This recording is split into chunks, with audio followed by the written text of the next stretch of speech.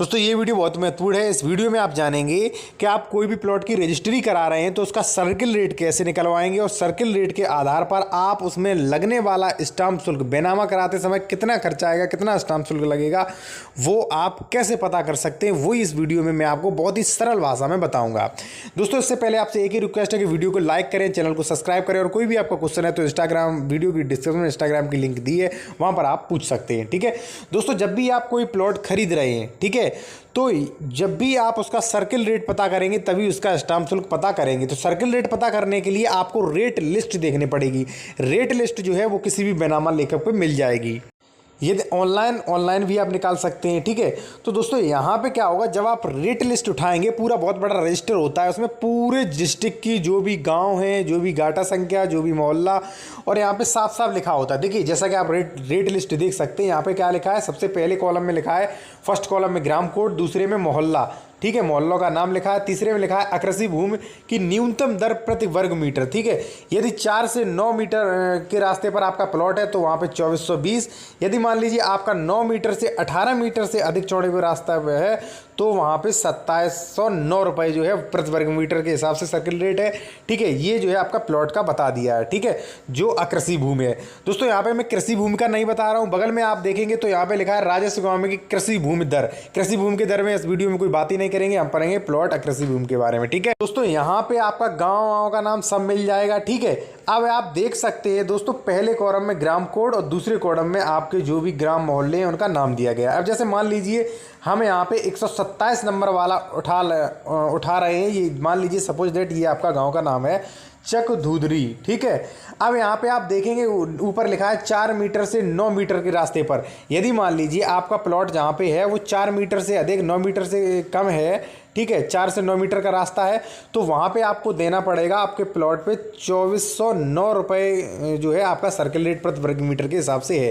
यानी कि सरकार के मायने में वो कीमत जो है वो 2409 रुपये है। ठीक है, और यदि मान लीजिए 9 मीटर से बड़े चौड़े रास्ते पे है तो वहाँ पे 2709 रुपये प्रति वर्ग मीटर के हिसाब से वहाँ पे सर्किल रेट बनेगा। दोस्तों आपको सर्किल रेट पता चल गया होगा। एक जानकारी के लिए एक बात और बता दूं, यदि मान लीजिए आप मकान खरीद रहे हैं तो वहाँ पे सर्किल रेट दूसरा होगा। यहाँ पे मैंने प्लॉट की बात की है, प्लॉट के बारे में बात करूंगा। ठीक है, अब सपोज दैट मान लीजिए आपके यहाँ पे आपने देख लिया कि भाई 2409 रुपये प्रति वर्ग मीटर है। ठीक है, अब मान लीजिए आपने 20x50 का प्लॉट लिया है तो आप सर्किल रेट कैसे निकलवाएंगे, ठीक है, वो जान लेते हैं। देखिए आपने 20x50 का प्लॉट लिया हो या 30x50 का, कितने का भी प्लॉट लिया हो, आप लंबाई का और उसकी चौड़ाई का आपस में गुणा कर दें, आपका वर्ग फुट निकल के आ जाएगा। ठीक है, हमने 20x50 का लिया था तो यहाँ पे 1000 वर्ग फुट निकल के आया। आप देख सकते हैं जो भी आपका वर्ग फुट निकले, चाहे 1000, 2000, 10,000 जो भी निकले, और वर्ग फुट को आप वर्ग मीटर में चेंज करेंगे तो आप उसमें 10.76 का आप जैसे ही भाग देंगे तो वो वर्ग मीटर में चेंज होगा। जब हमने 1000 में दिया, जब वो 10.76 का, तो हमारा निकला है 92.9368 वर्ग मीटर।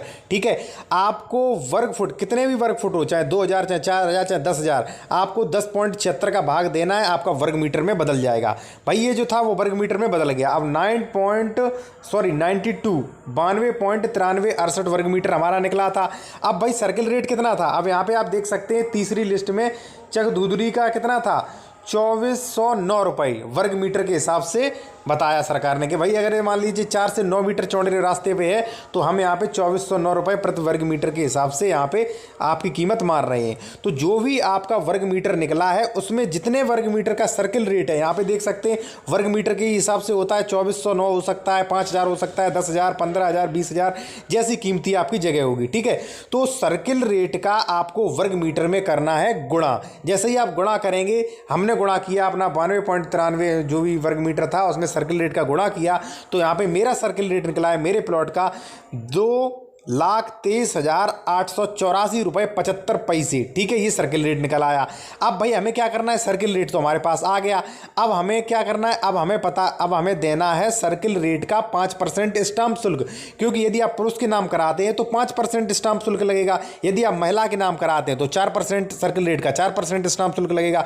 हमने पुरुष के नाम कराया है तो सर्किल रेट जो भी था 2,23,884 में हम गुणा करेंगे 5 का और भाग कर देंगे 100 का। यहाँ पे स्टाम्प शुल्क निकल के आ गया है 11,194 रुपये 2 पैसे स्टाम्प शुल्क देना पड़ेगा। दोस्तों मैं आपको फिर एक बार सामान्य भाषा में समझाऊं कि यदि आप अपने प्लॉट का सर्किल रेट निकालना चाहते हैं, देखिए जो भी प्लॉट है उसका वर्ग फुट में, सबसे पहले आपको वर्ग फुट में बदलना पड़ेगा।